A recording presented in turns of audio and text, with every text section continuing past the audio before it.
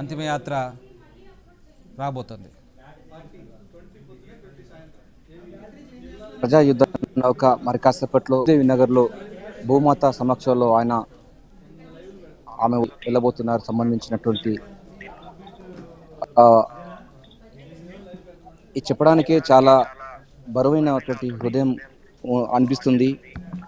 అనేక మంది మృతవీరులు, అనేక మంది శ్రమజీవులకు ఆయన అంతిమయాత్రలో పాల్గొన్నటువంటి గద్దర్ చివరికి తన అంతిమయాత్ర మరి కాసేపట్లో భూదేవి నగర్కు రాబోతుంది. ఈ యొక్క అంతిమయాత్ర 20 నిమిషాల్లో రాబోతుంది. ఇక్కడ ఏర్పాటు చేస్తున్నారు.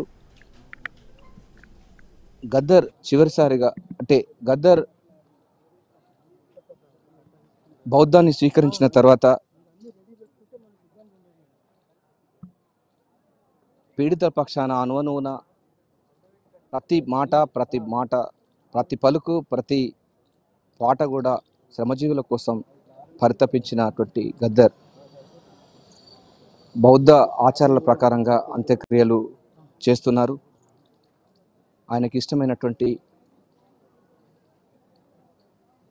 అత్యంత ఇష్టమైనటువంటి అంబేద్కర్ బౌద్ధుడి యొక్క ఉన్నాయి. బౌద్ధుల ఆచారాల ప్రకారం అంత్యక్రియలు చేయబోతున్నారు. ఈ అంత్యక్రియలు ఇప్పటివరకు అనేక సాంప్రదాయాలు చూసాం, కానీ బౌద్ధ సాంప్రదాయాల ప్రకారం గద్దర్ యొక్క అంతిమ యాత్ర ఉండబోతుంది. బౌద్ధ సంబంధించిన అంతిమ ఆచార ప్రకారంగానే ఉండబోతుంది రాము. ఎందుకంటే ప్రభుత్వం ఇప్పటికే అధికారులతో చేయడానికి సిద్ధంగా ఉంది. సాంప్రదాయాల ప్రకారంగా బౌద్ధ సాంప్రదాయాల ప్రకారంగా అంతిమయాత్ర ఉండబోతుంది. ఈ యొక్క భూదేవి నగర్లో ఆయన స్థాపించిన 1992లో స్థాపించిన మహాబోధి మహావిద్యాలయంలో బౌద్ధుల ఆచారాల్లోనే అంత్యక్రియలు ఉండబోతున్నాయి. ఎట్లా ఉండబోతుంది మనతో మాట్లాడడానికి ఉన్నారు. ఇప్పుడు అనేకమైన సాంప్రదాయాలు చూసాం. గద్దర్ నమ్మినటువంటి సిద్ధాంతం కానీ, గద్దర్ ఆచరించిన విధానం,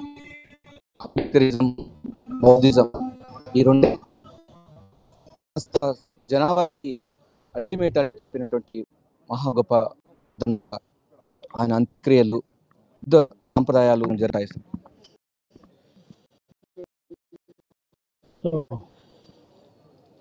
పేరు హరినాథ్ బోధినాథ్. ఒక 40 సంవత్సరాలు ఉంది. సో గదర్ గారు సిండికేట్ బ్యాంకులో, కెనరా బ్యాంక్లో పనిచేసేవాళ్ళు. నేను రిజర్వ్ బ్యాంక్లో పనిచేసేవాడిని. సో ఆ రకంగా బ్యాంక్ పరిచయాలు అటుపిమట ఈ అంబేద్కర్ అప్పటికే బౌద్ధాన్ని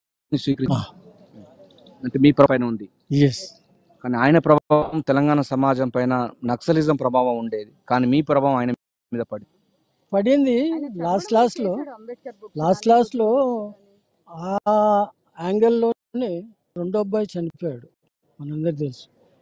ఆ పద్ధతి కూడా ఆయనది కూడా బౌద్ధ పద్ధతి. ఇంతకంటే మనం ఏం చేస్తామంటూ ఫీల్ అయ్యాడు. అటుపిమంట నాకు ఆయనకు అనుబంధం.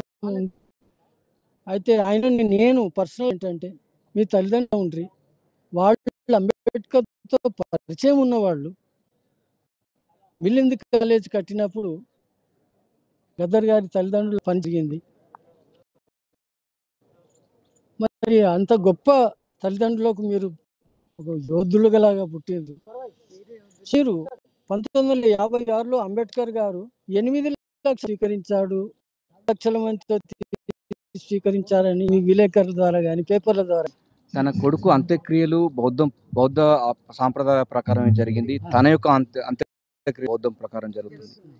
ఎట్లా దీన్ని మనం అంటే ఆయన ఏం కోరుకున్నాడు? అదే అయితే 1956లో అంబేద్కర్ గారు బౌద్ధం స్వీకరించిన తర్వాతనే మనం భారత దళితులు మళ్ళా బడుగు వర్గాలకి సంకేతం స్వీకరించి వాళ్ళ జీవనం సాగిస్తున్నారు.